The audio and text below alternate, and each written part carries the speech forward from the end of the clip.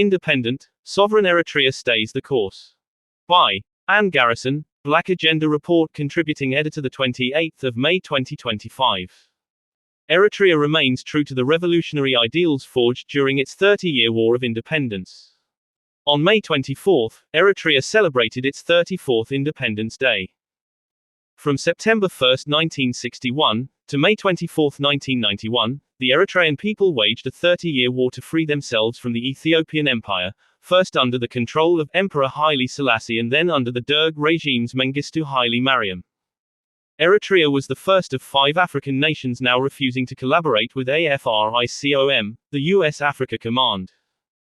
It has also refused to saddle itself with IMF or World Bank debt, but the African Development Bank has praised its progress and provided funding for one of its renewable energy projects and for its education initiatives. I spoke to Eritrean American journalist Elias Amer, who hosts his own YouTube channel, most of which is in the Tigrinya language, about Eritrea's hard-won independence.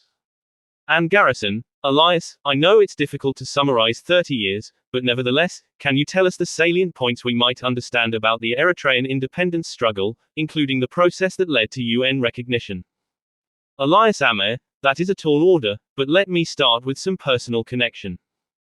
I was born the year the armed struggle for national liberation was launched in Eritrea, in 1961, so my entire life has been within the struggle, first to liberate the land and, secondly, to defend the Eritrean sovereignty that was won with huge sacrifices, both human and material, during the 30-year struggle.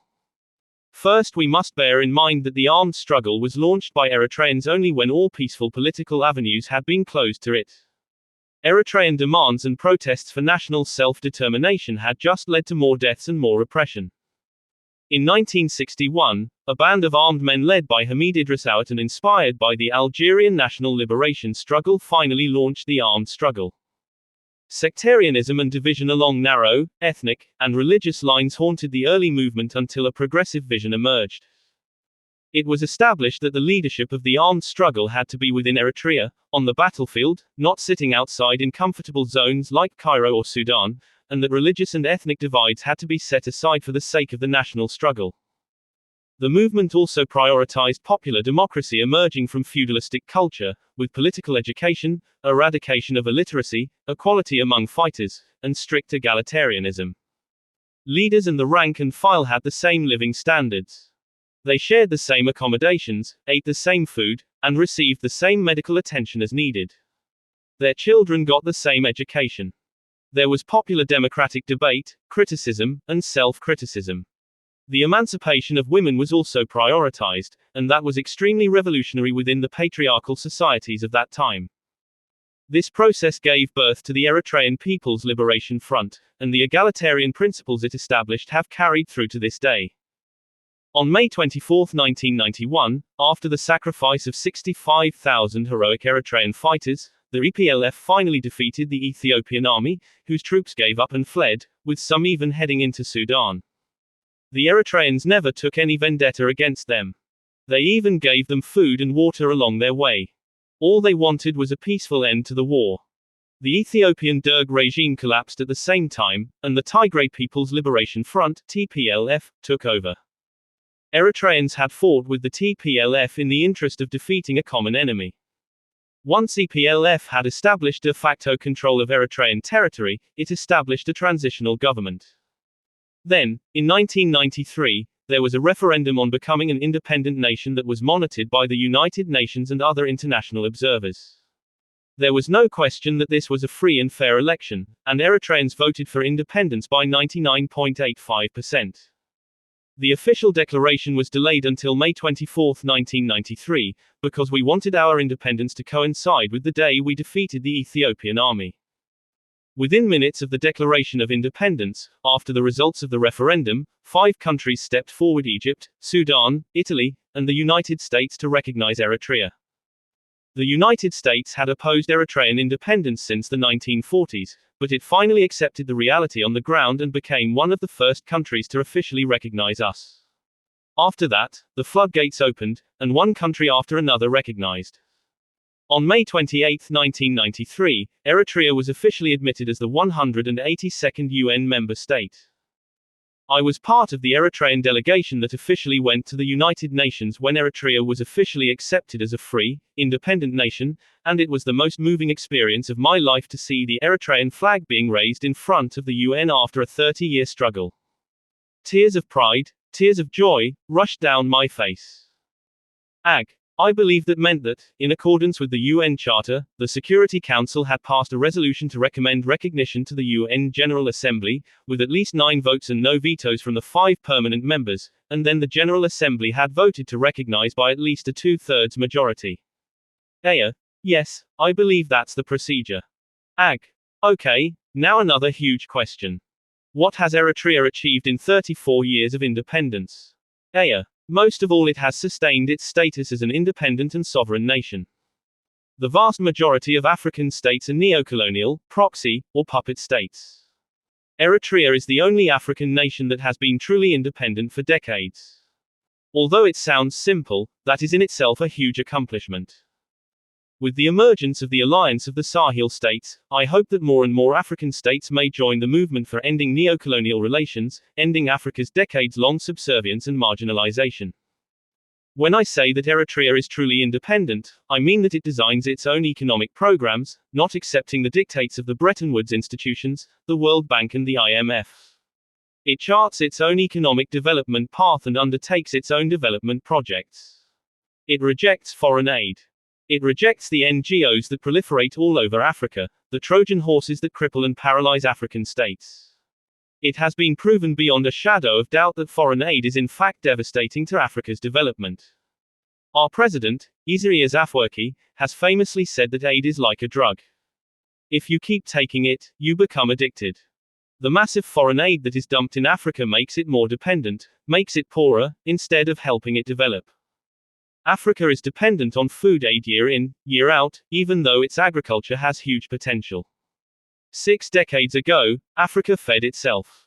Today, for the most part, it cannot, but Eritrea can.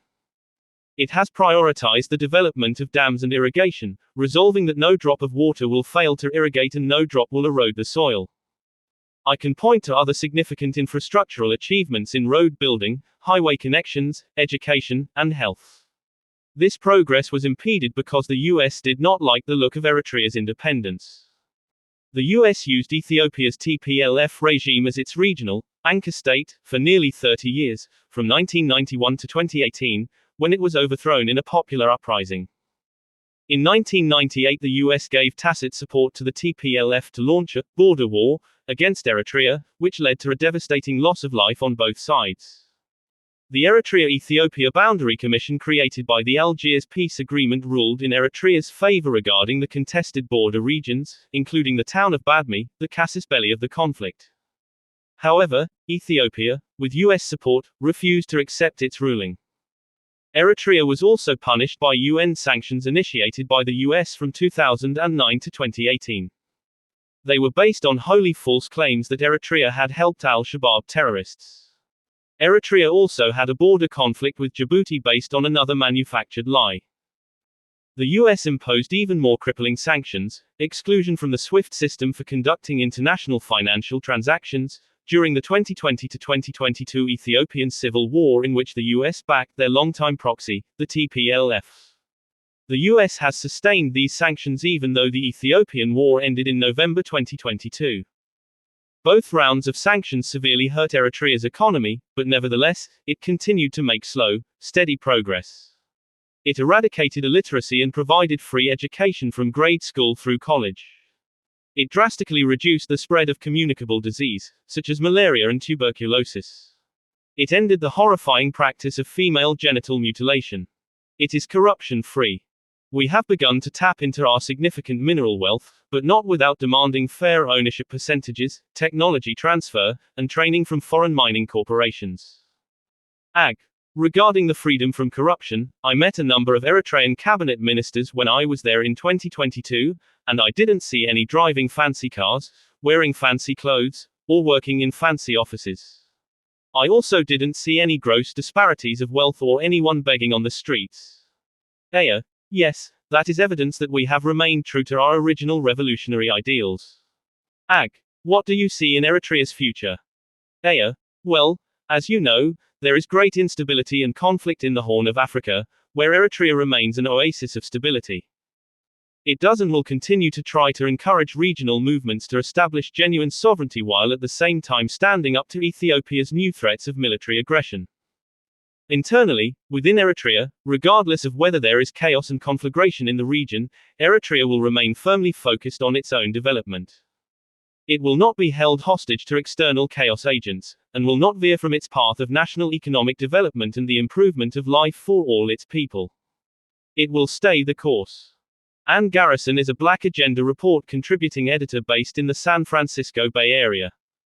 In 2014, she received the Victoire Ingabire Umuhoza Democracy and Peace Prize for her reporting on conflict in the African Great Lakes region. She can be reached at ann@anngarrison.com. You can help support her work on Patreon.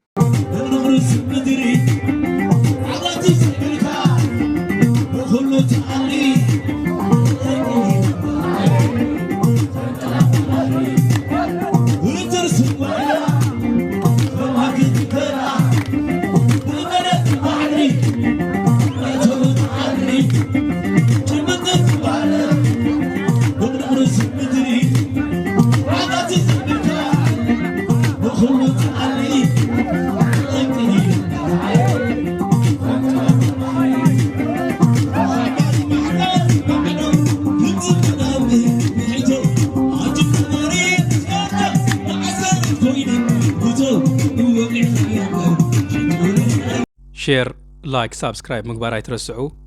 Thank you.